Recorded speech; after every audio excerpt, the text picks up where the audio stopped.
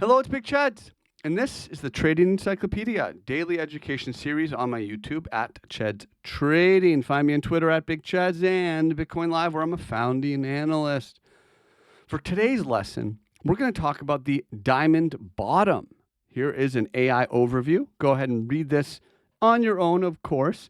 It's a pattern that you can see visually that just makes a lot of sense based on the name. It's a diamond.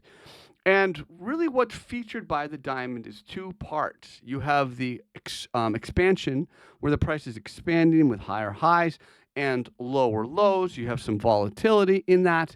And then the price begins to contract. You've set your low. All of a sudden, you have a higher low. All of a sudden, you have a lower high, and you have this tightening range that's starting to form. Now, the structure within the diamond, it doesn't always look exactly like this, oscillating up and down perfectly. It's generally to describe the rising trend line, the falling trend line, here the falling, and then the rising, to this diamond shape. Now, in theory, you can take a long position in the diamond bottom after it starts to break and close above the trend line. And in the literature, it talks about ideally volume on that breakout.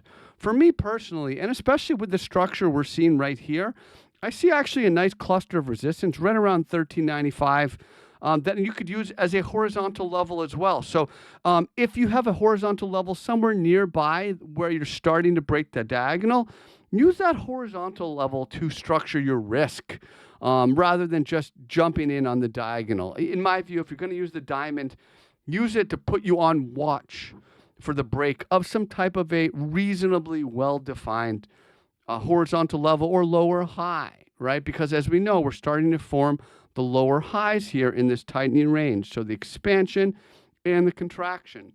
This is going to work best, of course, in a trendy market. It's a reversal pattern. We need something to reverse, right? So for a bullish reversal, we need to have a downtrend to come before it. And ideally, a mature trend. The more mature the trend, the more important or more valuable this potential signal or observation can be.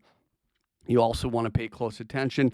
If you start to lose these higher lows, you start to form these higher lows. And if you start to lose these higher lows, you're going to look at an invalidation. And as we remember, any invalidation is a very powerful signal in the opposite direction. You've started to bottom, but that bottoming process has been interrupted.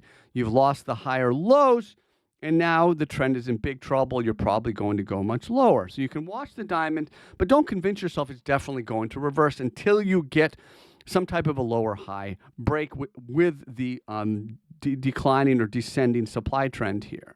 And again, watch out to see if it invalidates.